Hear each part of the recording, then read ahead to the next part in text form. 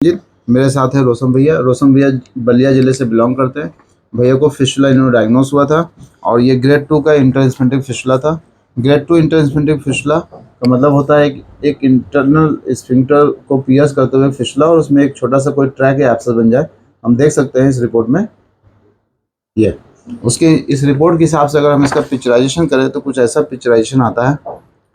तो इनका जो इंटरनल ओपनिंग था वो 1 o'clock पे था और 1 o'clock से होते हुए ये इंटरस्फिंक्टिव स्पेस से होते हुए 6 o'clock की तरफ एब्सेस पूरा यहाँ पे इकट्ठा हुआ था। अब भैया को जब आए थे तो इनको कितने ओपनिंग थी बाहर थी भैया? तीन। जब ये आए थे तो इनके गुदा मार्ग पे 3 एक्सटर्नल ओपनिंग थी, एक यहाँ पे था, एक यहाँ पे था, एक यहाँ पे था। और इसमें इफ्टैक टेक्निक द्वारा इनका हम लोगों ने छाछसूत लाइगेट किया था और लगभग कितने दिन में ठीक हुआ भैया? 2 महीने में ठीक हुआ। 2 महीने हो गए ना। इनका जो है पहला जो छाछसूत लाइगेट किया था वो 19/3/2025 को मार्च में किया था।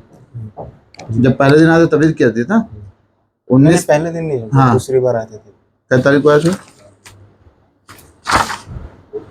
मेरे ख्याल से अप्रैल में आए थे। अप्रैल में इनका छाछसूत लाइगेट किया था और आज का जो आज जून है मंथ, आज 10 तारीख है और भैया जो है पूर्ण रूप से ठीक है। वहाँ पे कोई भी घाव नहीं है, ना कोई पस है, ना कोई वो दिक्कत है। और ये जब आए थे तो बहुत डर गए थे कि छाछसूत कराएंगे तो कैसे होगा, क्या दिक्कत हो रही थी बेटा बताइए जरा।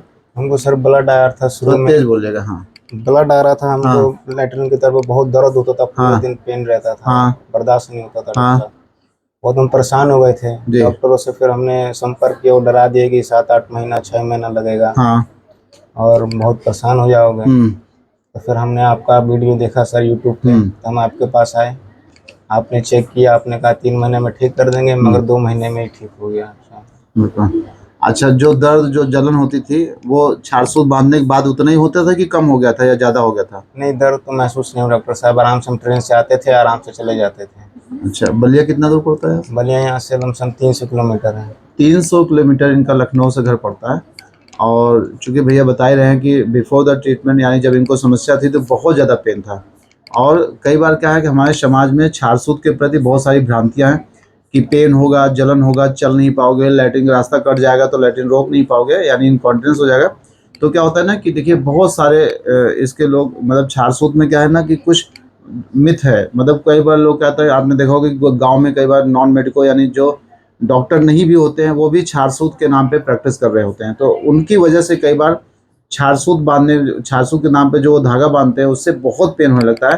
तो अब चूँकि ये थेरेपी जो होती है, कोई भी सर्जरी वो डॉक्टर डिपेंडेंट होती है कि डॉक्टर अगर अच्छा से करेगा तो सही करेगा। आप सोचिए अगर नॉन मेडिको इस थेरेपी को करेगा तो वो कहीं न कहीं आपको गलत ही ट्रीटमेंट देगा, पेन हो जाएगा, कई बार कॉम्प्लिकेशन इतना ज़्यादा हो जाता है, मलद्वार कट जाता है।